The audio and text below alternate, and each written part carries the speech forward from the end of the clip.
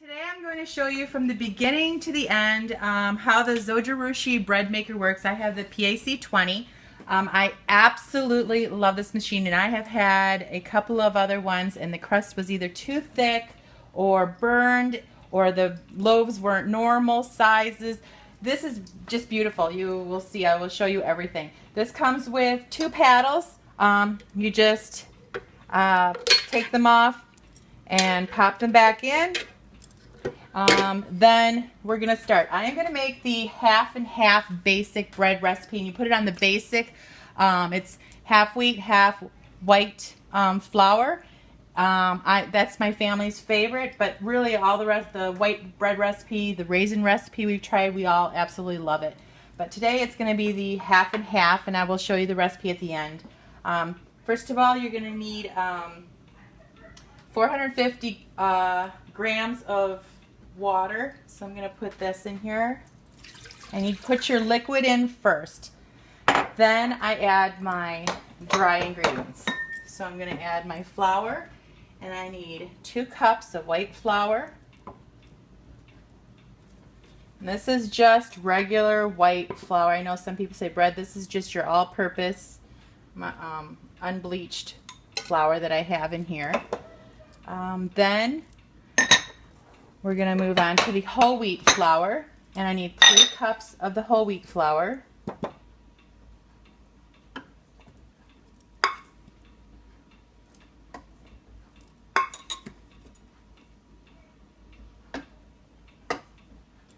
Get that all in there. Then I need 2 teaspoons of salt. And I put a teaspoon there.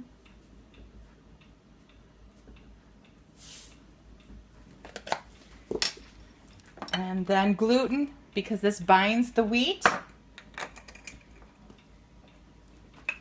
And I need 2 tablespoons of the gluten.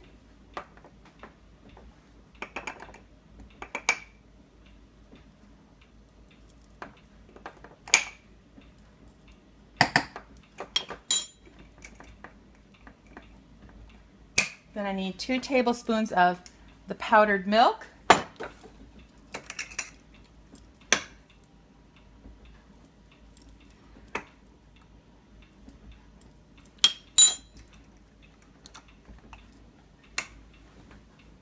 Now it calls for 3 tablespoons sugar, or if you want, you can always use honey. I like to use the honey instead of sugar, and if it's less than a cup of sugar, you can put the same amount of honey. So this is just 3 tablespoons of sugar, so I'm going to do 3 tablespoons of honey.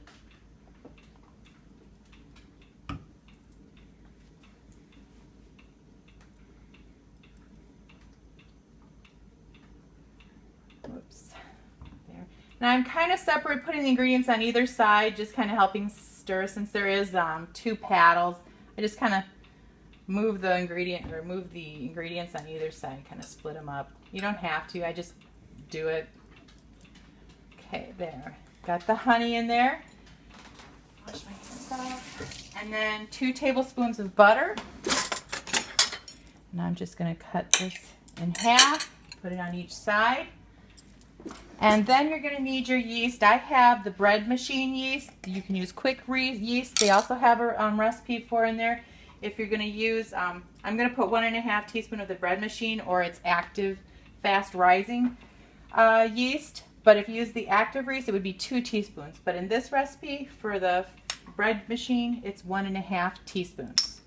And I'm just going to put that right in here in the middle. And that's it. And then I'm going to take this over, and I'm going to go put it in the bread machine.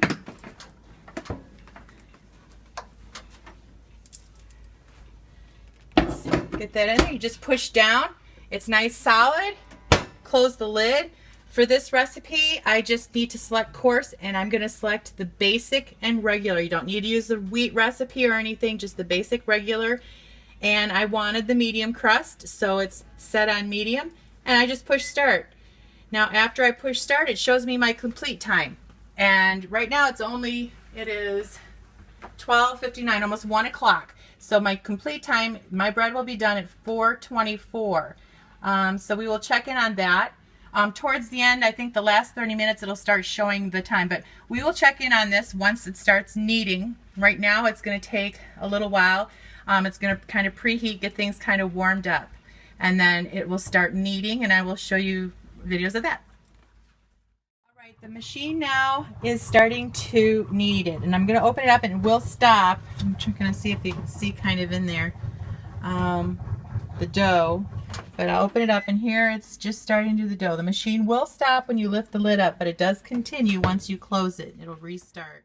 Right now it's been kneading for a little while. Let's see, you can kind of see the dough. I'll open it up. It stops here. It is still kneading though. I just wanted to show you what it looked like. And then it'll start up again. And this process will continue for a little while.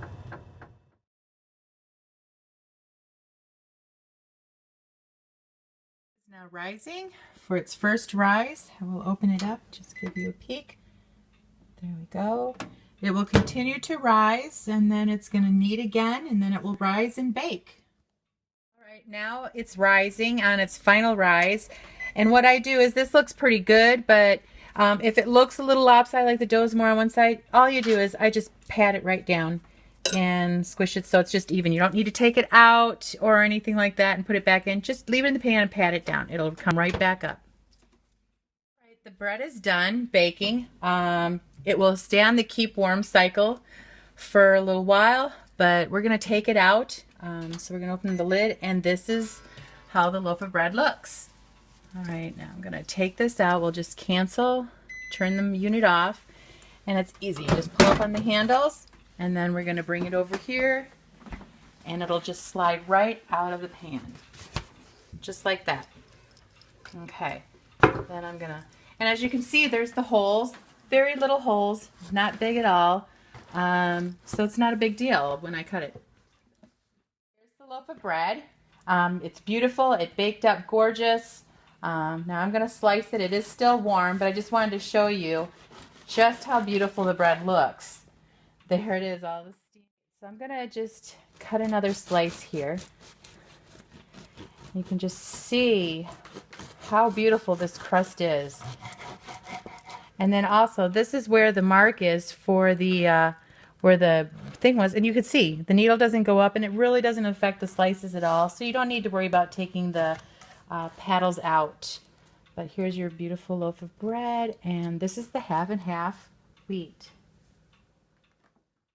For the pan, what I do is I just put water in the pan and just kind of up to the paddles, so it kind of covers the paddles, and just let it soak for a couple minutes, and then the paddles come right out. You just wipe around, pull the paddles off, and your pan is clean. You're ready to bake another loaf of bread. This is how the loaf turns out. It's beautiful.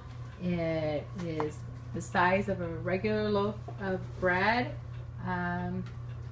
And this loaf is this way because I did punch it down on the last rise circle. Not punching down, but just kind of spread the dough out so that it was all flat in the pan. Now here's another bread, and this one is the one that it kind of turned out when you don't punch down the bread. And see how the dough kind of rises on one side? It's just because when it was kneading, one side of the bread had more dough, but then when it rose, it was like that. But still, it's a beautiful loaf of bread. It's doing a beautiful job of browning. Love this bread.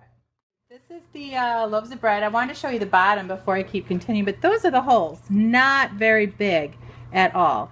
So I wouldn't even worry about the paddles, but it's a golden brown, just a beautiful. And this is the basic white bread. Actually, this is the quick recipe that they have in their book. I'll just cut a slice just to show you how nice this bread just cuts.